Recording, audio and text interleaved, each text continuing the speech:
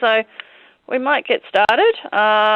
As you can see, I'm here on the end of a telephone. I'll just turn myself off so that I don't freak myself out by seeing myself on the screen.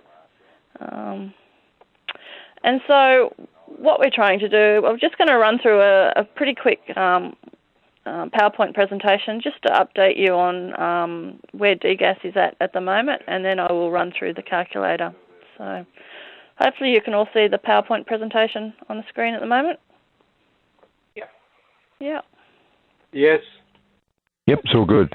Fantastic.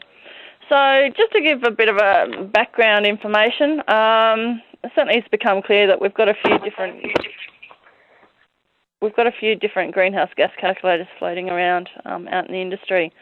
And I just sort of built this schematic to try and explain what's really happening out there. So it's sort of to time frame in some degree, in the fact that the GHG framework calculator that Rich Eckard developed back in the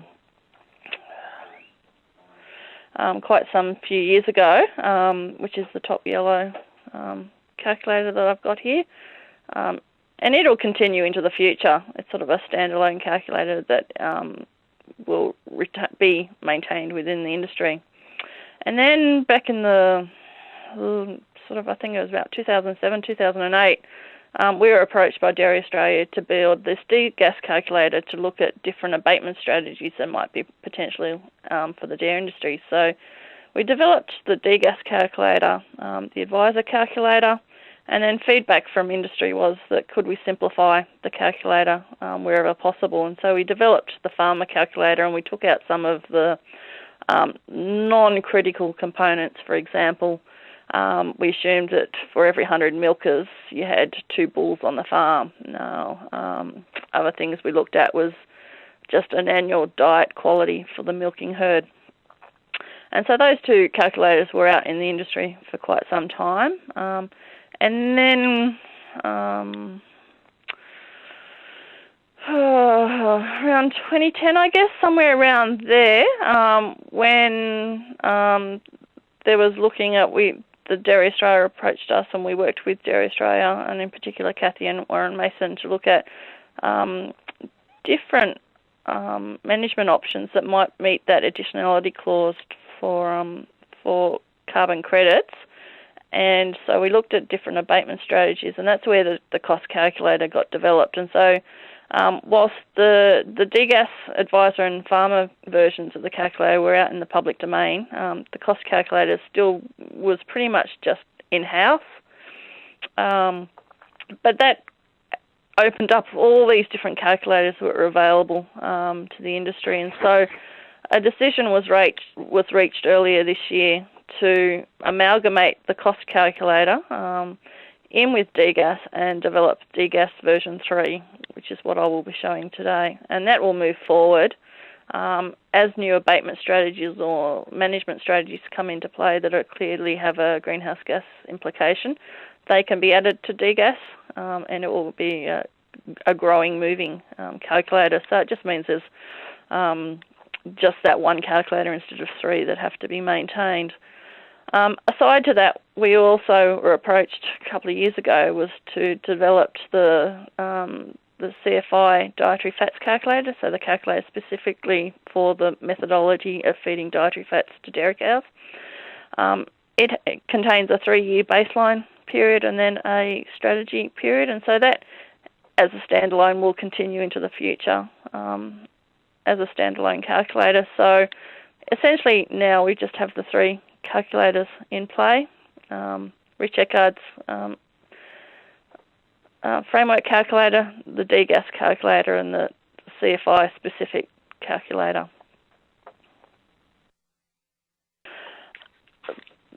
The ability to do some changes and improvements with DGas, with the amalgamation of DGas versions 2 with the cost calculator, gave us a good opportunity to look at the feedback that we've received in the past and do some changes and improvements. And one of the first things that was always an issue for some people and for some farmers was the the fact that previous versions of DGas run on macros, and so we've stripped it right back to just a straight spreadsheet, Excel spreadsheet, and removed that macro issue. I should point out, if you have any questions along the way, if you want to either type them in or ask them, that's fine.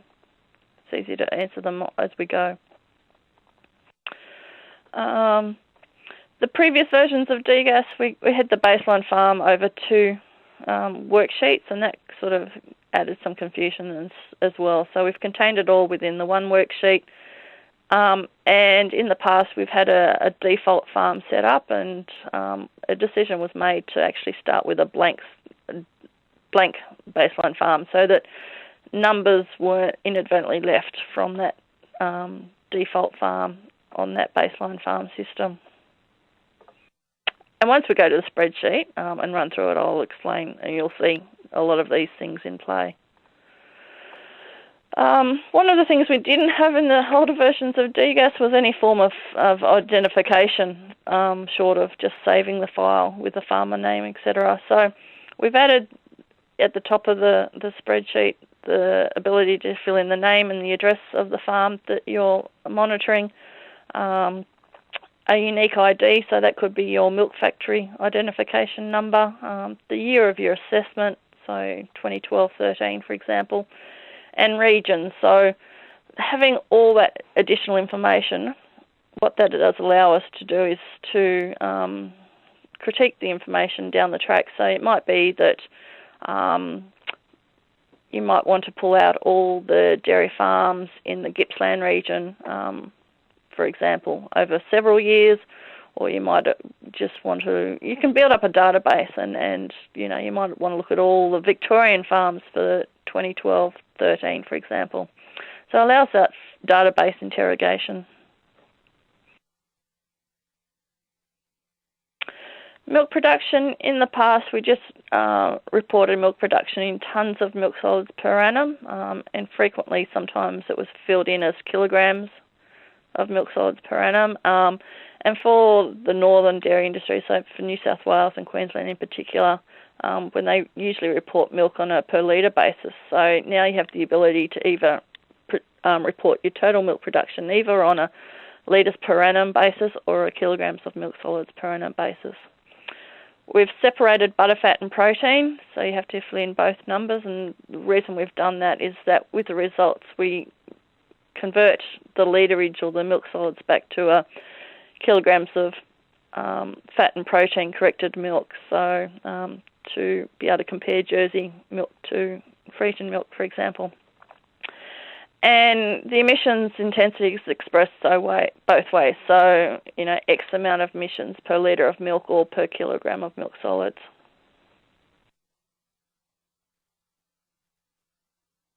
In terms of diet quality, in the older version of, or the advisor version of DGas, we broke the diet quality down into the 4 seasons, and that was primarily because of abatement strategies. For example, feeding dietary fats over summer. So we've made the decision for the milkers just to strip that right back, and so you just have an annual average intake, dry matter digestibility and crude protein for each feed type. So for your pastures, your concentrate, silage, etc. And so that's for each feed type. What we've done with all the other all the other stocks, so your heifers and your bulls, your replacements, etc. We're just asking for an average annual digestibility and crude protein. So we're not breaking it down to how much comes from pasture, how much might come from silage or hay. It's just a single figure.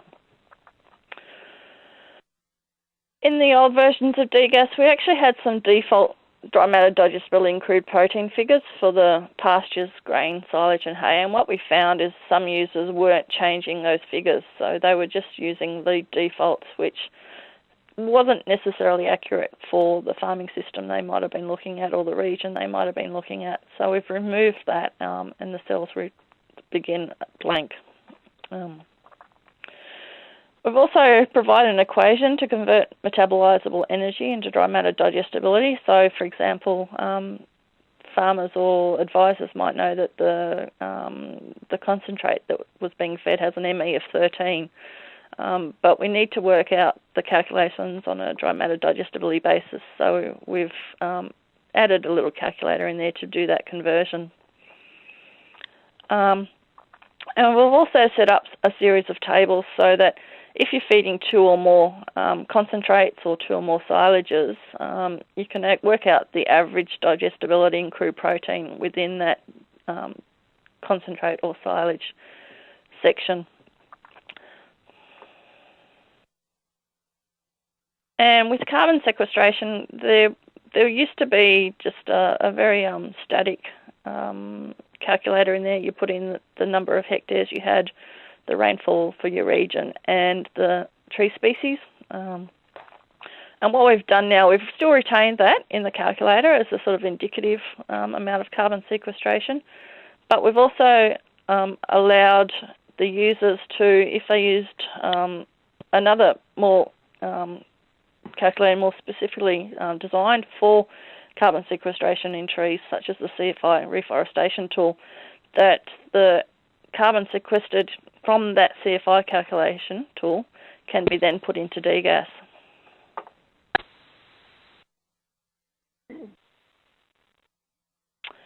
Any questions with regards to any of those components yet?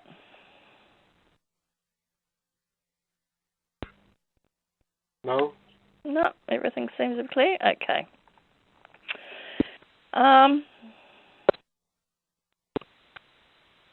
Actually, this is not quite up to date, but in terms of manure management, in the older versions of DGas, version 2, we had the ability for users to define the proportion of manure, or they're asked a series of questions to work out what proportion of manure went to a lagoon, for example, or was voided onto pastures during grazing by the animal. Users still have the ability to use the state-based default, but if it was a farmer that was sort of a system 4 or 5 where they are on concrete or on a feed pad for extended periods of time, you had the ability to look at what your farm practice is actually resulting in terms of manure management. And what we've done is we've made the fractions of that manure management a lot more visible, so you can have a look and go, okay, yeah, that seems about right. About 10% of the cow's manure would probably be going to the lagoon, etc.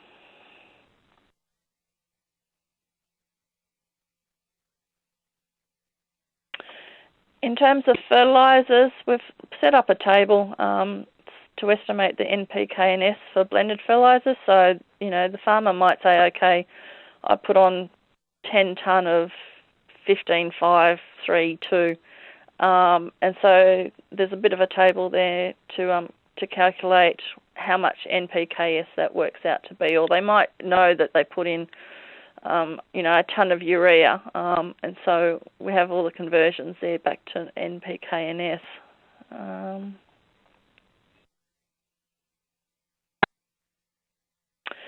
In terms of economics, we used to have a pretty detailed economics component within the old versions of DGas, and we've actually removed that completely. It was more relevant when the CPRS was coming into play, and so now there's an economics component with all the abatement strategies, but it's tied to the specific abatement strategies.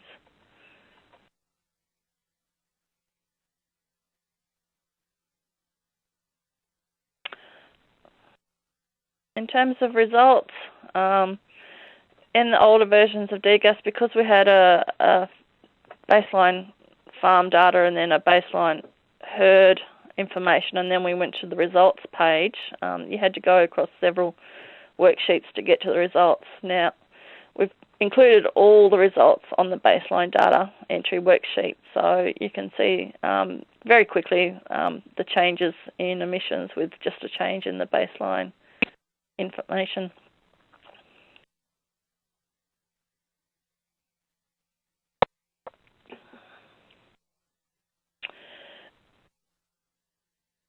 Okay, in terms of emissions, we've broken it down into each of the different sources, so you can see the proportion of total farm emissions that came from enteric methane, for example, or indirect nitrous oxide from waste. But you can also then look down the stock classes, so you can see, okay, what proportion of total farm emissions also came from the milkers, for example, versus the immature bulls, or from the farm overall. And so what that does, it highlights where the best reductions in greenhouse gas emissions should be targeted at. For example, if your bulls are producing 2% of the total emissions, targeting that as a source of reduction doesn't seem logical, because you're not going to make a big reduction in total farm emissions. But if you looked at your milkers and they're, generally around that 55 to sort of 70% of total emissions, well, obviously if you can reduce that, that's going to have a bigger reduction in your total emissions. As I touched on earlier, the emissions are both reported on a per litre of fat and protein corrected milk, or on a per kilo of milk solids basis. So that allows you then compare your results to results from across farms, across years, and also across regions, and also internationally if you wish to. And when we look at the different abatement strategies, the results for each of those abatement strategies are retained in their abatement strategy worksheet, and that'll make more sense once we get into the calculator. Currently there's 9 targeted abatement strategies in the calculator. In addition to that, we've actually replicated the baseline farm system. So, and I'll explain and show you that in a bit more detail down the track. But say, for example, you just wanted to see what would happen if milk production per cow increased by a litre per cow per day, or something like that. You can see what that does. You don't have to enter all that data again, and it'll be a quicker way of looking at how just one or more changes to the farm system can change the overall emissions. Any questions with regards to any of those changes? If not, I'll just move to the last slide, and that just sort of shows you the abatement strategies that we currently have in the calculator. So there's currently 3 herd and breeding management strategies to reduce enteric methane. And what this is, for example, reduced enteric methane through breeding or management. So it could be you're breeding cows that have a 10% lower methane emission per unit of intake, or it could be a management strategy. Say, for example, a vaccine was available and you had a 5 to 10% reduction in methane because of the vaccine. We look at the ability as extended lactations to reduce enteric methane production, and also extending the herd longevity. So basically reducing the replacement rate and retaining your herd, your average herd age is longer. That results in a lower replacement rate, and that has greenhouse gas implications because you've got fewer replacements. In terms of diet manipulation, to reduce enteric methane and nitrous oxide emissions, we have the sort of a blended version of the CFI calculator to replace a form of supplement in the diet with a source of high dietary fat, and that just uses one baseline year and a CFI strategy year. So it's not quite the same as the designated methodology CFI calculator, but can be indicative to show you what the potential reduction might be. We also wanted to look if you increased supplementation within the diet with just a source of dietary fat, so you didn't actually replace a supplement, but you actually fed your cows a little bit more, and that supplement was a high source of dietary fat. And we also looked at improving digestibility either through management, so for example, putting irrigation on, or a different grass species, or just better grazing management, or through improving digestibility through supplementary feeding. So the calculator is very much designed to look at both total emissions and emissions intensity. So improving digestibility might actually result in an increase in total farm greenhouse gas emissions, but the increased milk production as a consequence of that will have a flow-on effect and then reduce emissions intensity. In terms of feed-based management to reduce nitrous oxide emissions, we've kept nitrification inhibitors in there in two forms: the coating of a fertiliser with an inhibitor and applying an inhibitor to urine patches. And then we also have this abatement strategy farm system, which is the replicate of the baseline farm system. But I'll touch on some of those during the presentation of the calculator. So if we've got no more questions about those changes, we'll move to the Excel spreadsheet and I'll just walk you through the new calculator.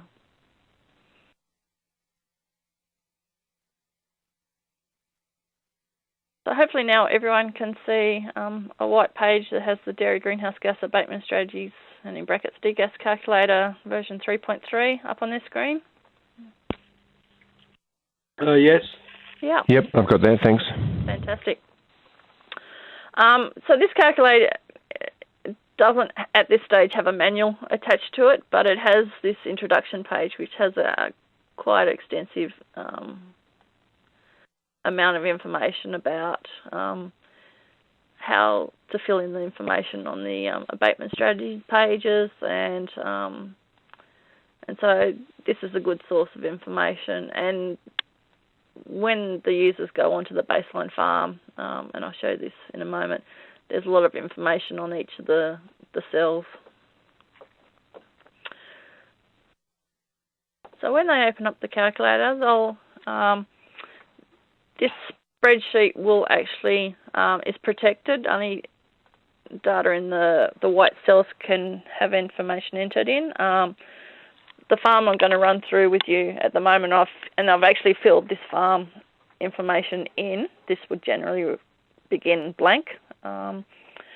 Is just a dummy farm, so it doesn't really exist in reality anywhere in South Australia, but I've just sort of set it up this way. So, as I said earlier, we've included a lot more farmer information, so this might be Bill Smith or Sith, and we asked for a supplier number, so that would be a way of, if you wanted to build a database of Bill Smith's emissions over several years, you could go in and pull out a database pull out all the supplier numbers that are supplier number 1, 2, 3, 4, for example. We have a period or a section for their address and the year that was reviewed. We have a series of drop-down boxes. So, as I said, this farm was in South Australia, but say, for example, he was in Victoria, and then the region would then be specific for the 3 Victorian regions, so Gippsland, Western Victoria, and the Murray region. If, for example, it was Tasmania, you only have the ability to select Tasmania. So we've stayed with the dairy regions in that respect. So in terms of livestock numbers, as I said, there's lots of information. If you hover over any of the cells that have got the little red triangle in the corner, you'll have a pop-up message giving you a fair bit of information as to how to fill in these sections. So that section of livestock numbers, live weight and live weight gain, there's nothing different to what users of DGas in the past have had to fill in. In terms of milk production, either litres per herd per annum or kilograms of milk solids per head per annum. So you have the ability to fill in information either way. And as you change from one to the other, you will see that the units also reflect that change here on the right. If I'd gone with litres, it stays as litres there on the right.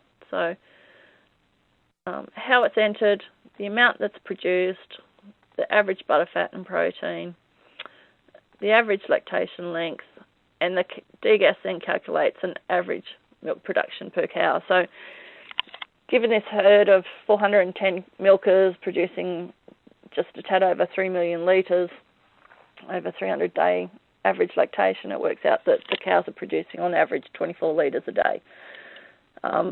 that's useful for users, because if that number is 4 or 400, it's pretty clear that there's some data entry issues. And as I touched on earlier, we've gone away from seasonal diet quality and inputs or intakes through to an average annual diet intake and quality. And so for pastures, concentrate, silage, hay, byproducts and other, we ask them to enter the intake of each feed source, the dry matter digestibility, average digestibility for each feed source, and average crude protein. What I tend to tell users is most farmers have a pretty good understanding or feeling for how much concentrate, silage and hay, etc. they feed to their herd, but they don't necessarily have a good feel on how much pasture has been eaten. And so we use this bit of a calculator over on the left-hand side, and it sort of indicates, it's indicative of the intake on a per-day basis for the milkers. So if you can see for this farm system, I've said the cows basically get around, well, they get 12 kilos of feed from all the other supplements. So the difference between the 17.8 and the 11.9 we can assume comes from pasture. So it's around about 6.2 kilos of pasture. Now, not everyone has an idea of what the digestibility of the different feed sources are, or protein, or might have, as I touched on earlier, might have 2 or 3 different concentrates, and they have to work out an average digestibility across those concentrates. So if they go to the left and click here, we have a series of feed sources and their average digestibility in crude protein. So you might say, okay, this farmer's feeding some brewer's grain. So whilst it might range between 53 and 90% digestibility, we might just use the 70% average digestibility for that brewer's grain. So it's a quite extensive list, and that was taken from the feed test. So over quite a range of different feeds. As I touched on earlier, it might be that a user might know that the ME of their silage, for example, is 9.5, but they don't know what the digestibility is. We've just built this little simple tool so that converts that ME of 9.5 to a digestibility of 65.7.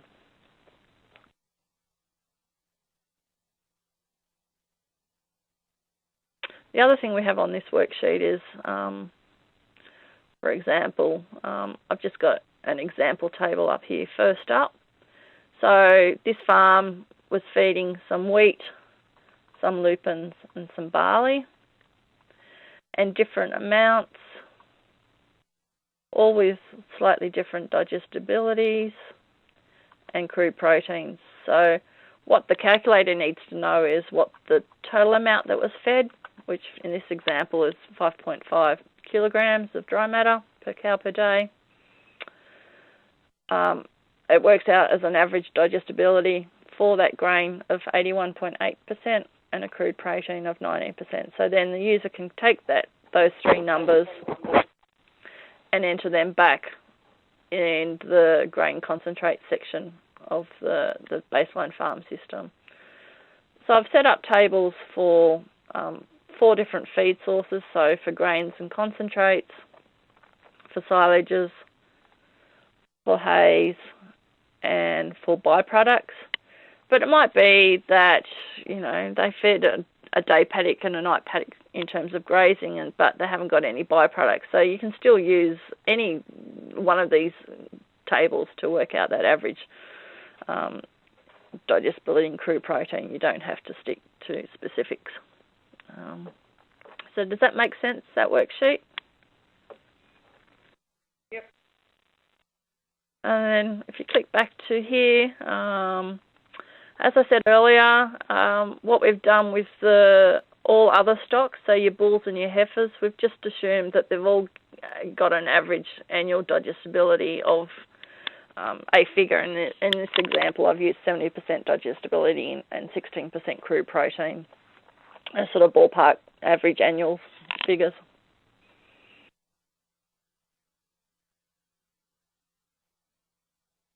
In terms of nitrogen fertiliser, you can either enter the result or the amount of fertiliser that's been applied either on a tonnes of element, so NPKs per annum, or on a kilograms of element per hectare per annum. So the farmer, this gives the users two options. Either, they know they put on 15 tonne of urea or nitrogen. I'll use nitrogen in this example, 15 tonnes of nitrogen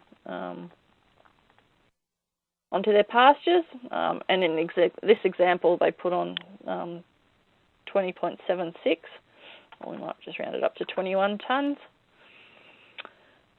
Or it might be that they actually know that they put on 150 kilos of nitrogen per hectare per annum, and if they use that option, they also need to tell us how much of the farm had that applied. So what the calculator does is then multiplies the 150 kilos per hectare by the 100 hectares to work out the total tonnage of nitrogen that was applied. And we ask that in terms of area of pastures and crops. And then for NPKs, similar kind of thing. We want to know the area of farm that was applied with NPKs and lime on a per hectare basis, and the units or the amount rate that was applied.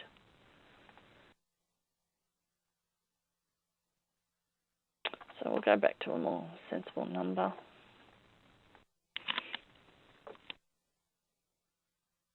And if, for example, the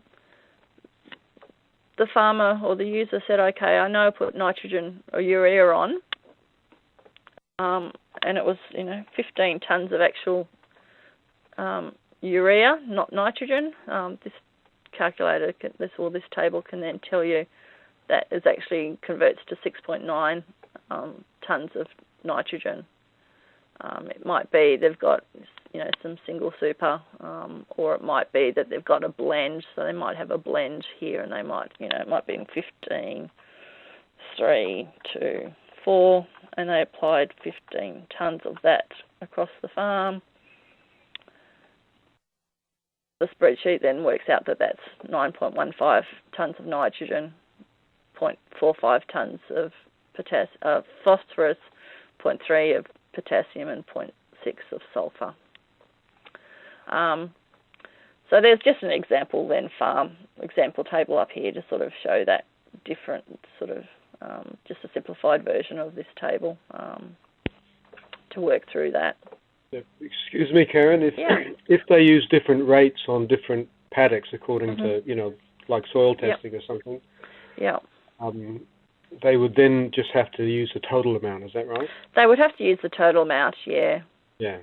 The tonnage amount, and that's more important for the NPK, also the PKS, because they might not put phosphorus over the whole paddock or over the whole farm. And so it might be not the total farm, and so they have to work out the average over what would be the average over the total farm in that respect. Does that make sense? Yeah. It works out on averages, and the PKS is less critical. DGas works out how much carbon dioxide equivalents goes in the manufacturing of that product.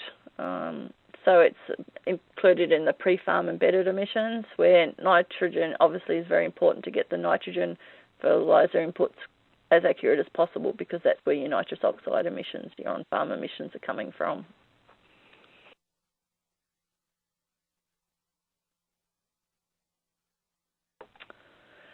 In terms of energy consumption, in terms of electricity and diesel, and the source of that, they're stock standard questions that have been asked in the past. Nothing's new in that respect compared to previous calculators or Rich Eckard's calculator.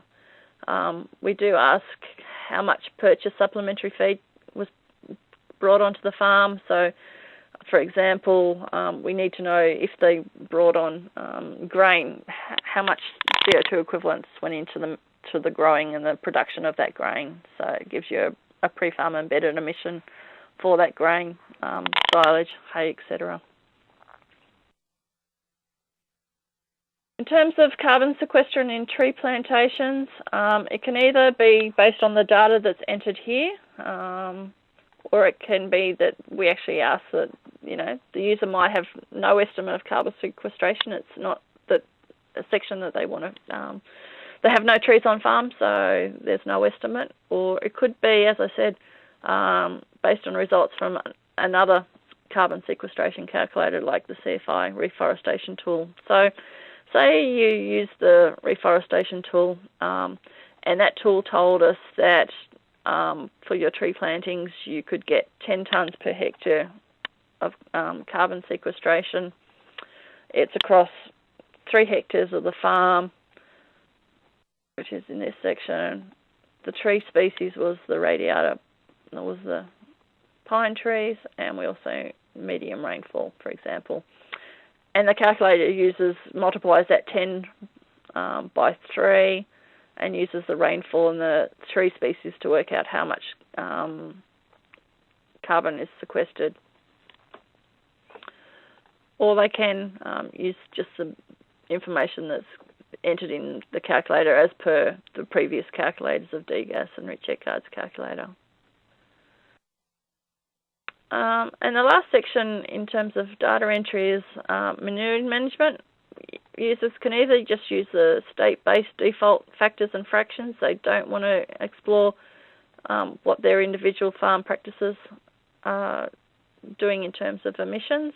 And for the most part, for most farms where the cows are in the dairy for 2 to 3 hours a day on average, and the waste goes to the lagoon, generally the state-based default factors are pretty accurate. But if you're a farming system 4 or 5, when the cows are on concrete for quite extended periods of time, I do suggest that they do enter the user defined and actually fill out the series of questions to work out how much their emissions really are because of that farming system 4 to 5 resulting in much higher emissions, because the cows, most of their the waste is going to a lagoon or etc.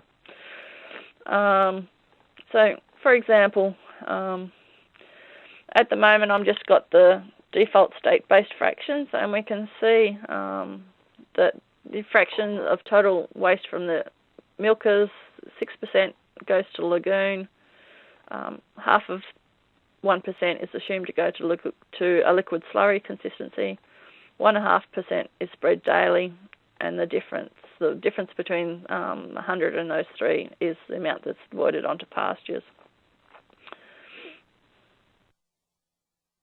But if it was user defined, and say the cows spend 2.5 hours a day at the dairy for 300 days, we ask that what percentage of waste is flushed and then spread daily from a sump.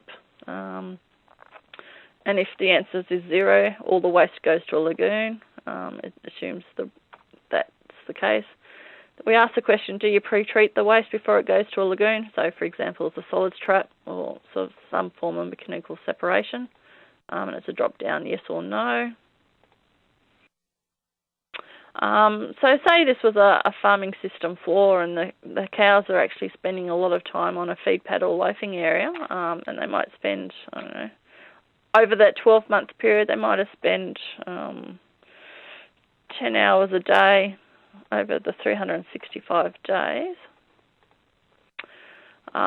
What we can see, and then we ask the last question, is how is that waste handled that comes from the feed pad or loafing area?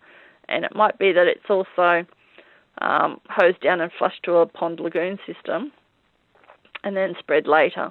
And what that has done is actually the proportion of waste that's going to a lagoon has jumped up from, if I go back to the default, from a 6% to 40%. And so that has major implications in terms of methane and nitrous oxide emissions. And then we also ask, in terms of your heifers, same kind of questions. And this, for your heifers, is mainly just for the TMR type farms that might have the heifers also on concrete for quite extended periods of time. So, but for the most part, for most dairy farms in Australia, the heifers are on, excluding the time the calves are in the shed, they're on pasture 24/7. And so it's a much lower methane factor because 100% is assumed to go onto pastures. Is there any questions in terms of that data entry? All good for me. All good? Yep. Yeah, good.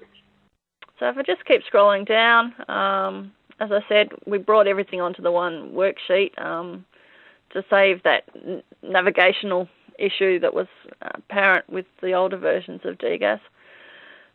On the left, we can see the different sources of emissions, so our methane, our nitrous oxide, carbon dioxide, our pre-farm embedded, so the emissions from the production of our grains and fertilizers and forages, for example, and tree sequestration.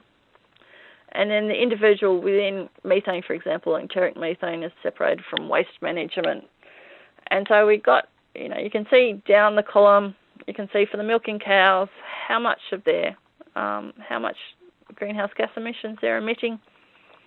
And in total, for this farm system at the moment, it's a tad over 1,700 tonnes of CO2 equivalent. And in terms of proportion of total farm emissions, that's sitting in around that 60%, which is sort of a ballpark where you expect the milking cows to be. If you look across your heifers, sitting around that 10% for your different heifer stock classes, and then your bulls are quite a low figure, and your nitrogen fertiliser is also quite a low figure. So as I said earlier, it's clear that for the dairy industry to reduce their emissions, targeting the milking cow to reduce her emissions is where you're going to get the biggest reduction in overall emissions. But what you can also then do is look across the rows and say, okay, well, how much emissions come from enteric fermentation for different stock classes?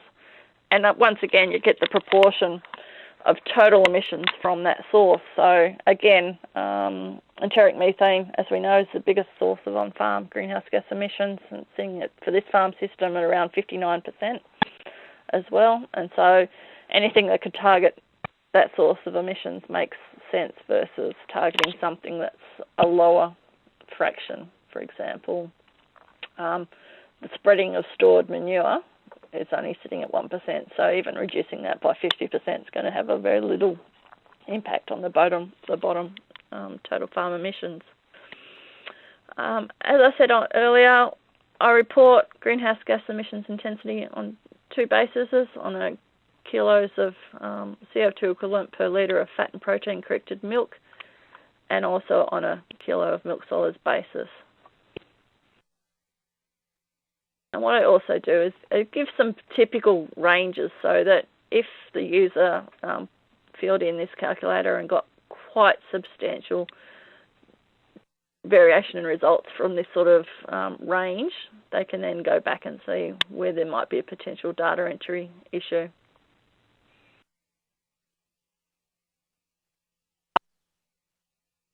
Also presented the results as a pie chart, just as a visual to see, okay, yeah, reaffirms that enteric methane is by far the biggest on-farm or biggest source of greenhouse gas emissions. So that's the baseline farm system. If there's any questions relating to that.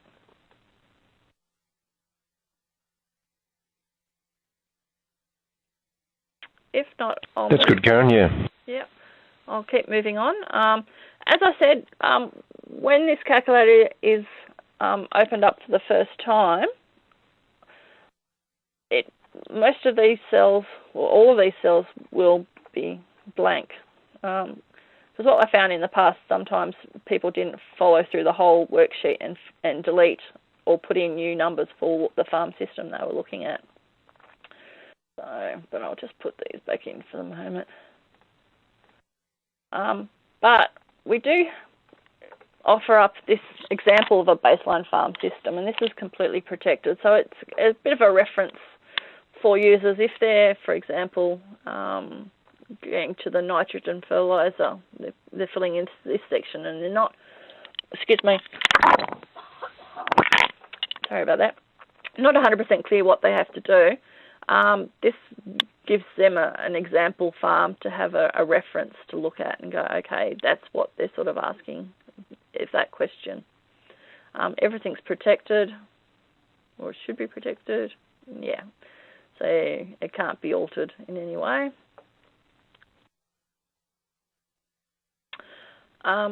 We have that schematic of the different abatement strategies, and so, for example, if we wanted to look at any individuals, we would just click on the boxes, or if we wanted to look at a replicate of the baseline farm system, it's the abatement strategy farm system that's come up now, and there's some information at the top just explaining what this calculator, what this spreadsheet is.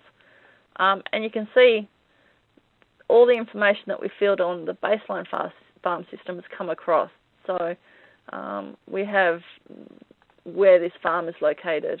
We have the number of milkers, and you can see that there's that cell reference happening up in the calculator. But say, for example, we might say, okay, for example, this farm is now going to actually produce more milk. So they might bump it up, say, by, I don't know, 50,000 litres. Why is it not letting me to change that? Okay.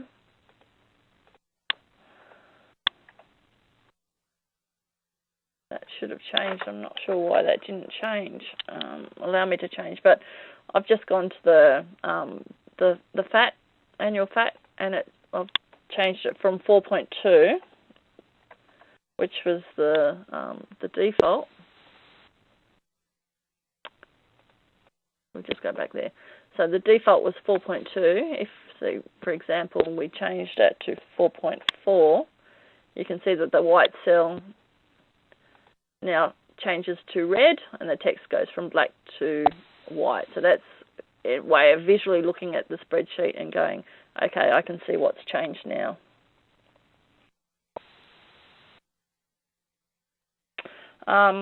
If the user has inadvertently filled in the wrong cell, they have to either undo or type in the correct number. But say, for example, they had fewer cows. So, again, that's changed to red and white text, so it indicates how that's changed compared to the baseline farm system. If, for example, we retained everything exactly the same as the baseline farm system, we just changed the number of milkers, and we scroll down the page.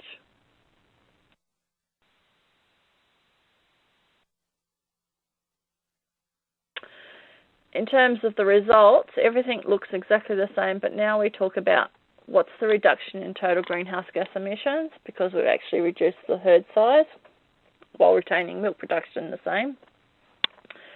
And so by reducing that herd size, we've reduced total farm greenhouse gas emissions by about 185 tonnes of CO2 equivalent. So in terms of emissions intensity, that's a reduction in CO2 equivalents per litre of milk of 0.06 or 0.82 kilos of CO2 per kilo of milk solids. And we've also then, I've just got this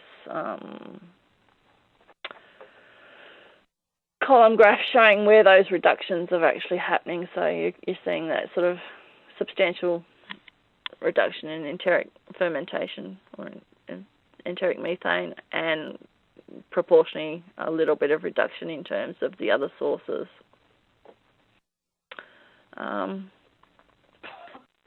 But to do that reduction in herd size, for example, there might be some economic implications. And this is quite complex. This is where we start to look at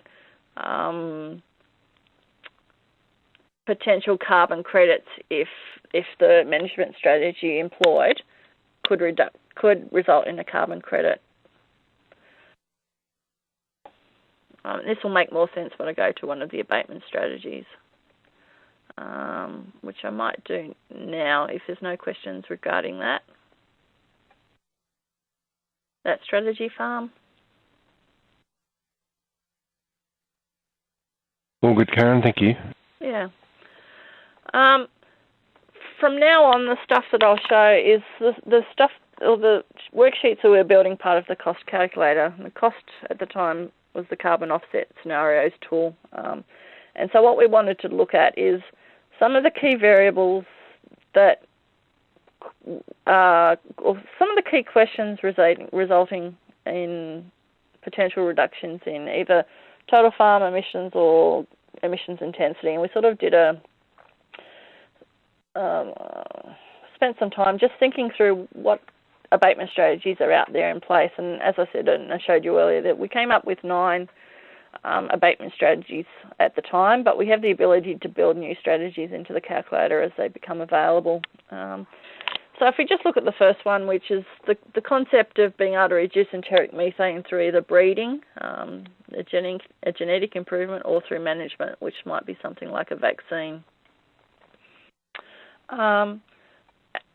The first section is a green section, which contains baseline farm information that's relevant to the abatement strategy, and these are all protected and also linked back to the baseline farm worksheet. So the user doesn't need to enter this series of information that automatically gets brought across. Now, the next section, this sort of pink section, is a series of key variables or key questions that we have to ask ourselves. So the first example is, well, we're predicting what percentage reduction in enteric methane is achievable with this management or breeding. And so using the up-down arrow options, we can quickly say, okay, what if we had a vaccine that could reduce enteric methane by 10%, for example? And if I just skip down a little bit, the calculator then follows through and looks at, well, what does that do in terms of reduction in enteric methane? For that farm system, having a 10% reduction in enteric methane through management resulted in a 130 tonne reduction in CO2 equivalent from enteric methane.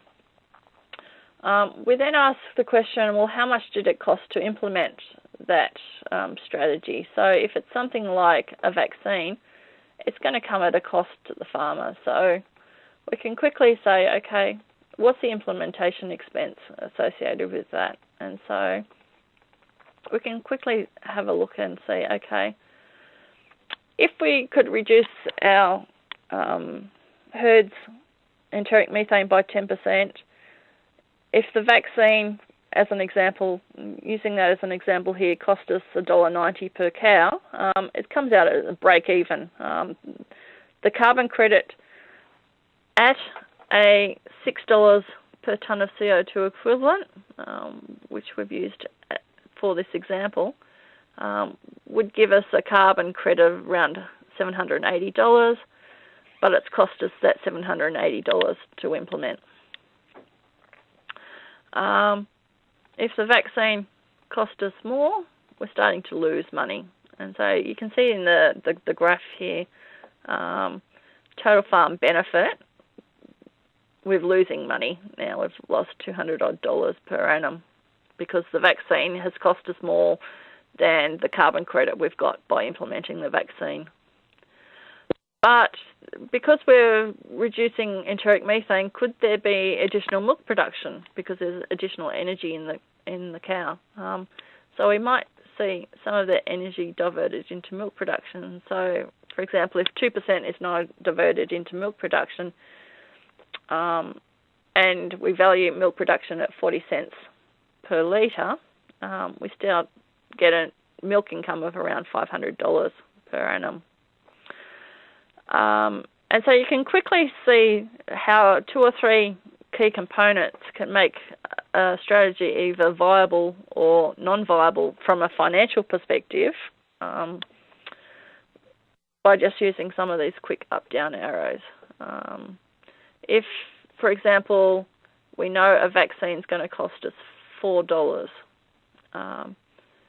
and we got no additional milk production, and our carbon price is still sitting at that $6 per tonne of CO2 equivalent, we can very quickly see what reduction in enteric methane needs to occur to cover that cost per cow.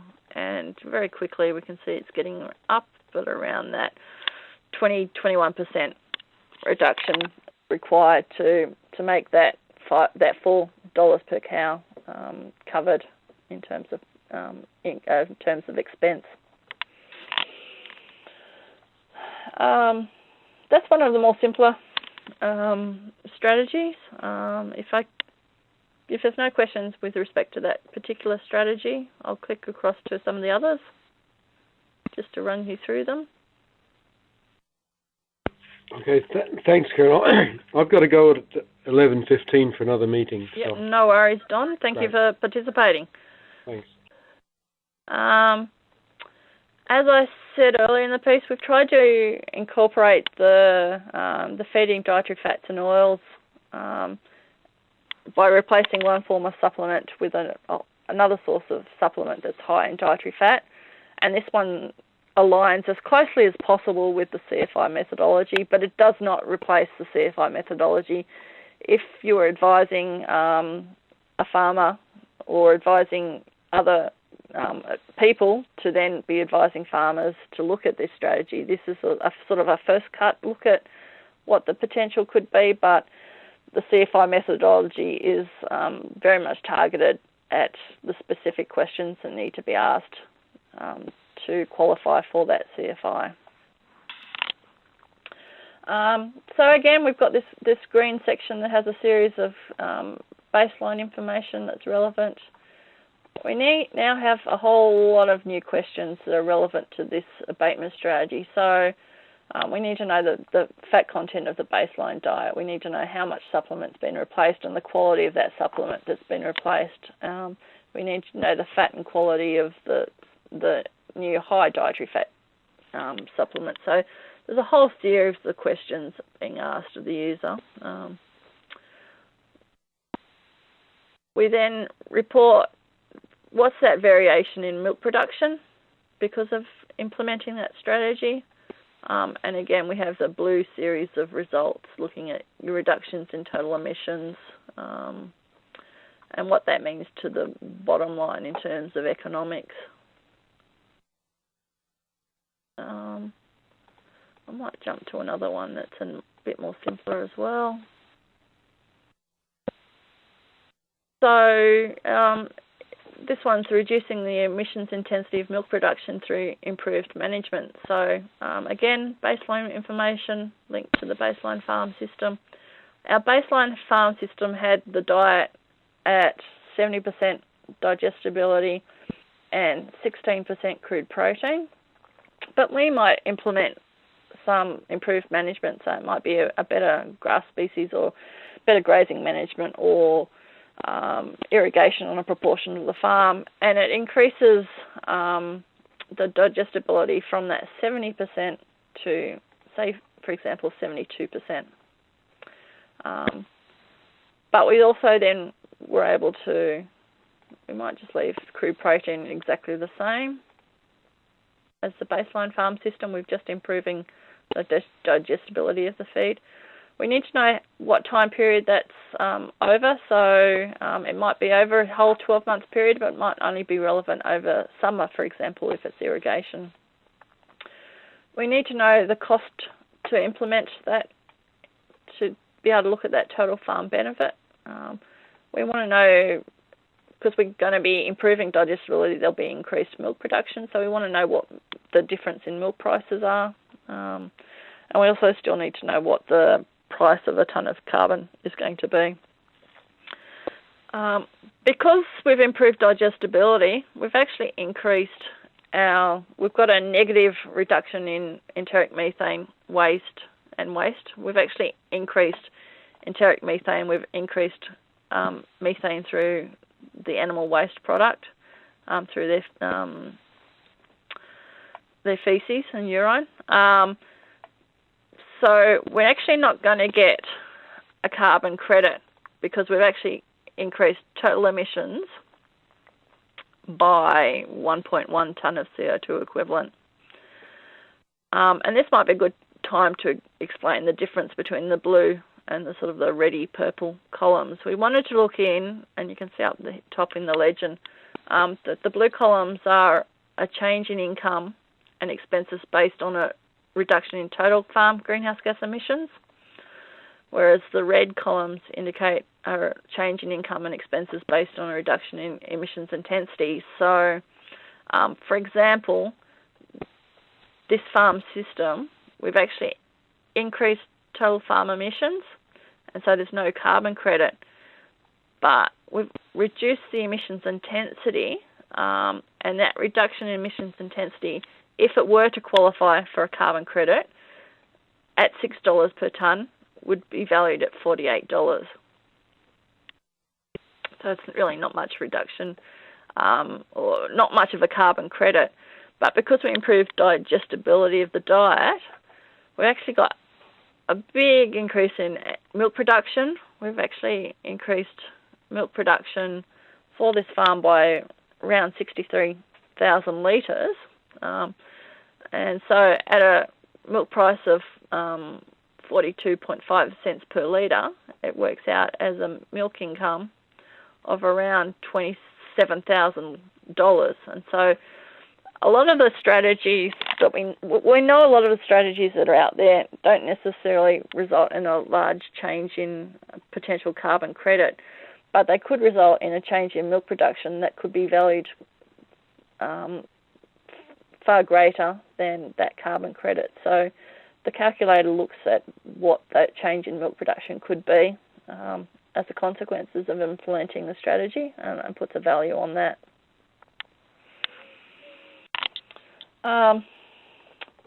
But this strategy, we've said at the moment, there was no cost associated. It could have been you've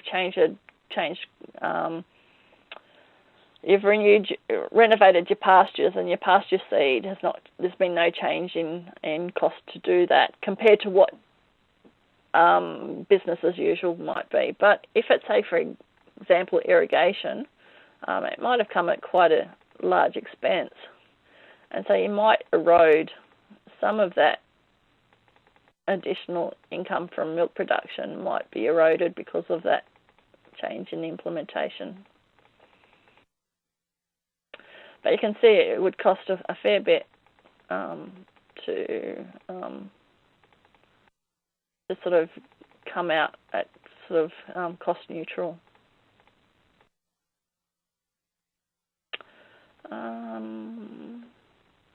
So is there any questions about that? Or any other questions that have popped up? No, all good. Yeah, all good. I've just clicked across to another one, which is the feeding. It's probably not a good one because notification feeding to cows is no longer relevant at the moment in time. But it's my understanding that nitrogen fertilizers still can be coated with a fertilizer or with an inhibitor on the fertilizer, and that could be applied to the pastures. So this is just another good example of how we've implemented a strategy by coating a proportion of our fertilizer with an inhibitor. It's resulted in a reduction in greenhouse gas emissions, so we've got a carbon credit. There's an implementation cost because that fertilizer might cost more. The coated fertilizer might cost more than the uncoated urea, for example. we've assumed there might be some additional pasture production because of it may be that there is, maybe that there's not. It might be that there's actually no. The science is telling us there's probably no additional pasture production achievable, and so we can quickly see that sometimes the implementation expenses far outweigh the carbon credit, and it results in a net reduction in farm income. So yeah, this calculator was just built as this component, the cost component that's now into DGas, was just built as a very quick tool to look at some of the potential abatement strategies that might be available to the industry, and what kind of expenses, a quick snapshot of, well, how much reduction in emissions do we need to be able to cover the cost of implementation? It could be, and look at, well, how does that change if carbon price increases or decreases? A strategy that at a carbon price of $6 per tonne is not viable from a financial perspective. If the carbon price goes up to $15, well, then it might become viable as a strategy. And that's sort of, I guess, all I had to present. There's some more questions.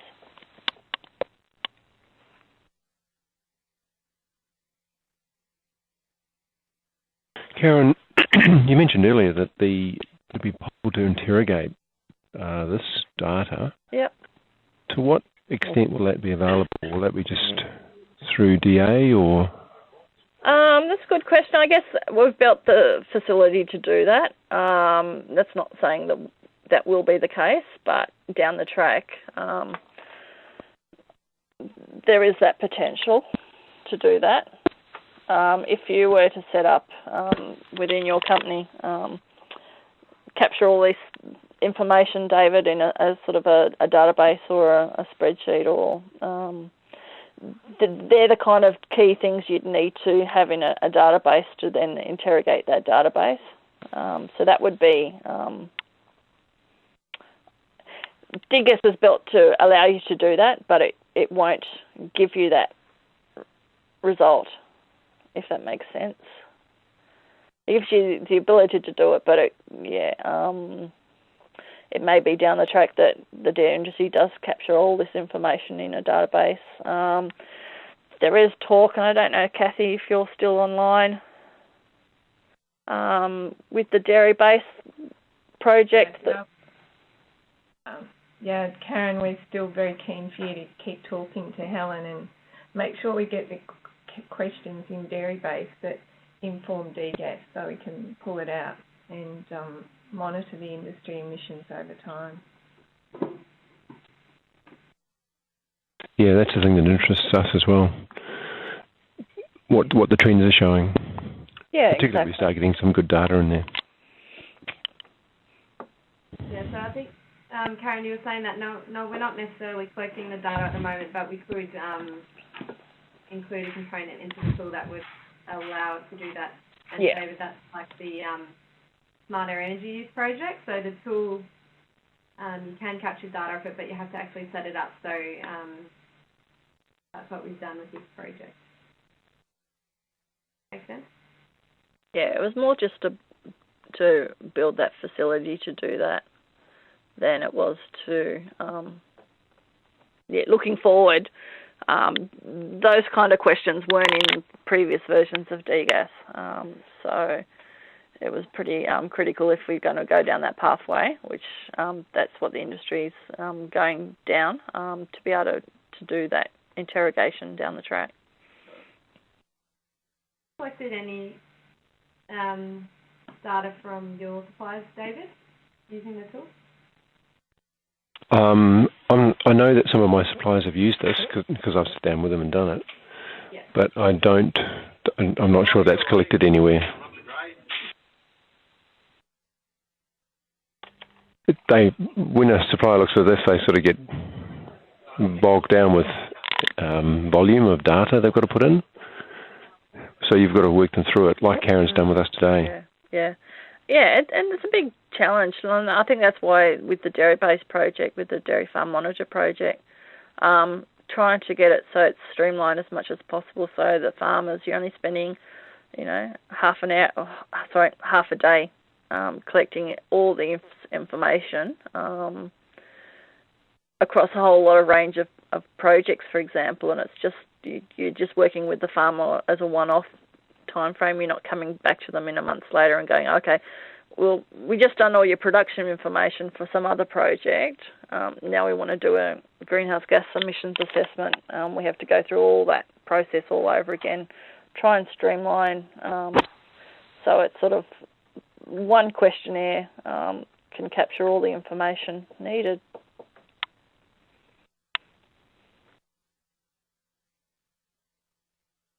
Yeah, having used some earlier versions of DGas, this is much easier, Karen. Well done. Yeah, it was a good chance to. And look, in hindsight, we all know hindsight's fantastic. We probably should have kept it as simple as possible way back when we first developed DGas. But the industry, or the sort of the political side of things has changed quite rapidly over, as we know, over that sort of 8-year period. And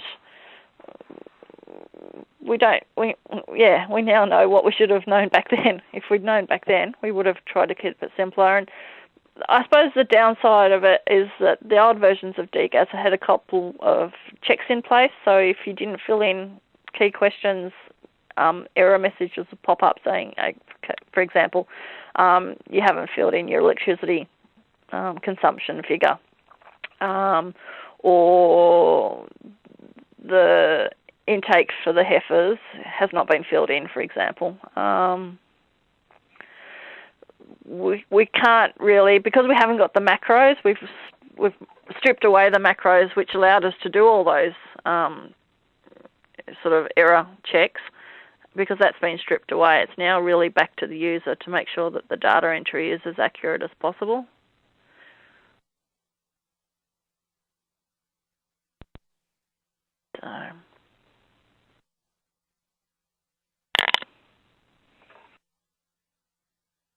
So when will this be available for us to play with, Karen? Or Kathy, anybody? Now, like in going through that training, I noticed, for example, when I tried to change this cell, for example, it was protected, so I need to unprotect that cell. But yeah, pretty much it's available from now onwards. Karen, it's not up on the D4T website yet, though, is it? No, it is not. No.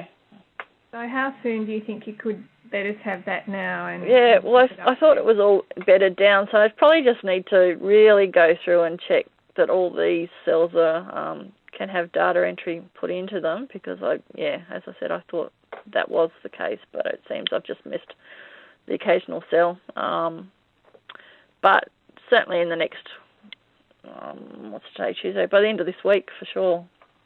Okay, so if we aim on getting it up on the website on Monday. Yep, David? next Monday. Yeah. Excellent.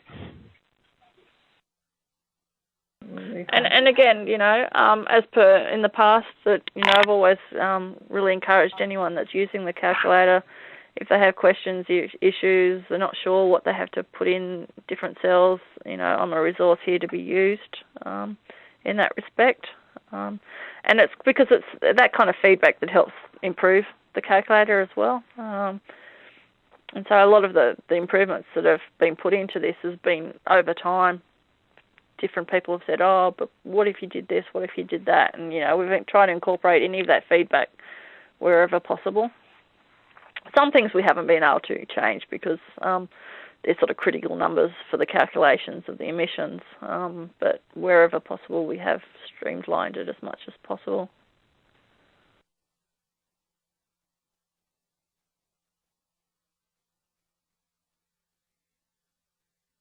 Well, it sounds like, David, you're the only one left online. It looks like it, actually. In terms of potential.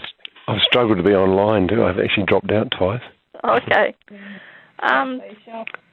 So, yeah, I appreciate the time to present to you, and obviously to Donna and Donna as well. No, it's excellent. Thank you very much. And again, yeah, if you or any of your field officers, when they get out there and start using the calculator, have any issues, certainly get back in contact with me, and I can walk them through what the problem is. And I find generally, and I've been with the dairy tech specialist from Dairy Australia. After we've gone through 2 or 3 farms with them, with the new calculator, they've then got sort of references to go back to and say, okay, what did I do with that farm? Oh, yeah, that's right, I got that number from there. And after 2 or 3, they're pretty much right to go then. So we can save this Excel spreadsheet and all its workings onto our hard drive. Yeah. Or do we need to work it independently through the website? No, it'll be savable onto, and I guess that highlights the question. We've always wondered whether we need to have this available as a standalone, or whether it has to be logged on and data entry via a website. And we've gone with the first option to make it at this stage just available to download and then use independent of being connected to the internet or anything like that. So we just need to check every so often to make sure we get the latest version. Exactly, and that's the downside, that when I do changes, you have to always make sure you've got the latest version, and yeah, the traceability is lost that you could have if you just had that one version and it was a login type scenario. Mm-hmm. Cool. Well done, thank you. Okay, well, thank you. Thanks, Karen, for persevering with the change in webinar too. Yeah, it's been a different setup with webinar to in the past, but that's okay. We got there at the end. Yeah, no, it seemed to work, so that's good. Yeah. And thanks to Andrew from Redback, who's been online making sure it's all been worked. Yeah, thanks, Andrew, if you can still hear us. Cheers. And okay, I'll say goodbye, guys. Okay. Merry Christmas to you all. Yep, you too, David. And be safe. Be safe. Indeed. See you then. Bye. Bye. Bye. See you, Karen. Okay, thanks, Amy. Thanks, Kathy. And yeah, same again. All the best for Christmas and the festive period. And I suppose, Kathy, if you're still there, how are we progressing with Helen? What do we need to do? I've sort of sat down and looked through. I'll just stop recording. First. Yep.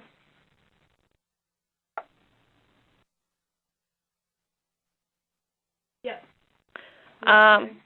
Yeah, I've sat down and looked at the Dairy Farm Monitor Project spreadsheet and tried to align as many questions as I can, and highlighted where things might have. For example, a clear example is that crude protein is not ever asked as part of the Dairy Farm Monitor Project. And an assumption is made in terms of quality and in terms of digested, or ME actually, which we can convert to digestibility. That's not the problem. But, it assumes that the ME of the pasture, for example, is 11%, and, silage is, 10.5% or something like that across all farms. But crude protein is not asked at all.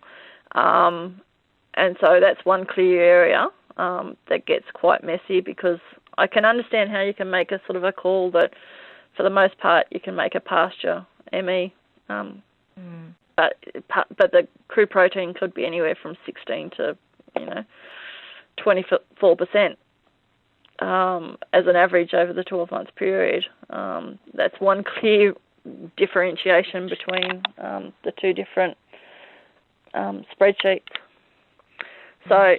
I sort of pretty much finished going through and working through where the synergies are between the two and where the vast differences are. But I guess that next stage is, talking to Helen and working through that. So what are your thoughts in terms of... Well, look, I think probably you and Helen need to get together, because I understand whilst dairy monitors at that level, we've got potential to do things in dairy base, which is going to be a more...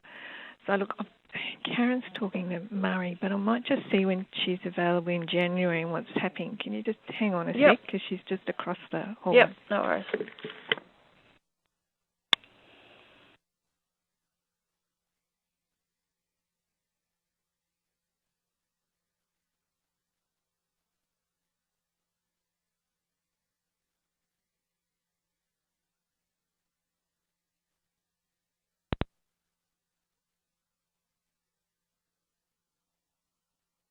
Sorry, Karen. Yep. So, lots of noise around here. That's fine. Helen said she's working all January, just taking the Christmas break off. Okay. So I reckon, even if you fly over or I think phone or something, but just book some time directly with Helen. Okay. Because she's got Dairy Monitor and Dairy Base, but I think the way Dairy Base is being set up, because it'll all sort of be automated and things, that's probably more the one to work with. Okay. Yeah, and I think we discussed it might be an 80-20 rule. So if there are some questions in there that are useful but not critical to overall numbers, then we could do that too. So take some questions out. Not be too purist about it, I guess. Yeah, at the end of the day, and we've seen that protein and digestibility have a little bit of effect, but it's getting the accurate herd numbers is where it's critical. Nitrogen and fertilizer, things like that. And a lot of those things are there. So it may be we just have to make some call on some of these components. I don't know. And so if you work that out and then, make the call you think's appropriate, and then we can sort of put it to people like Richard Eckhart and a few others and see if they feel it's reasonable. Yep. So we're not doing it on our own, and, we've got a reason to do it. Yeah. Helen's email address is Helen... Quinn, so it's HKQUINN. So HK or HQ? No, Helen. Helen Quinn? Yep. QUINN at Dairy Australia. Dairy Australia. .au, and she's part-time, so she tends to be here Tuesday, Wednesday, Thursday. Yeah. Yeah, I think flying over makes sense. It's a lot easier in that initial contact to spend a couple of hours with and going through that and just finding out where I think those synergies are and where they need to make that call with changes. Yeah. No, that sounds cool. Good. Do you or Amy have any idea? I'm just trying to keep numbers for these webinars, obviously for the milestone reports and etc. Don Thompson, do you know where he's from? I think he's Department of Ag. He's Department of Ag. Donna was with Deppy. Whether she's now with Murray Goulburn or still with Deppy, I don't know. And all these people said they were going to join and they didn't. But that's fine, because we were required to do this for the other milk companies. And if they didn't want to phone in, that's fine. We've got it recorded. Exactly. So, look, I'm sorry there wasn't a bigger audience, but we did put the doodle poll out. Oh, I know. It's cool. Yeah. Well, I'll sort these issues and get the calculator to Amy and go from there and try. I'll just send Helen an email the next day or so just to touch base and highlight that I'll talk to her again in the new year to work out a time to come over. Yeah, no, that sounds good. Cool. Yeah. Okay, thanks, Karen, and sorry about that, and have a good Christmas break. Yep, thank you. You guys as well. No, look, thanks, Karen. And look, we've got it recorded now too, so we'll just edit off the end and the start a bit if we can. And there's a bit of... if people want reminders or to want to check something, it'll be up there. It'll be there, ready to go. Yep, cool. Yeah, terrific. Cool. Okay, well, thanks very much for your help with this, and I'll be around in January too. So hopefully as well. Should be there's 1 week where I'm not here at all, but working with what suits Helen. What suits Helen, no worries. Cool. Yeah. Okay, thanks, Karen. Thank you. Happy Christmas. Yep, same to you too. Okay, bye. Bye.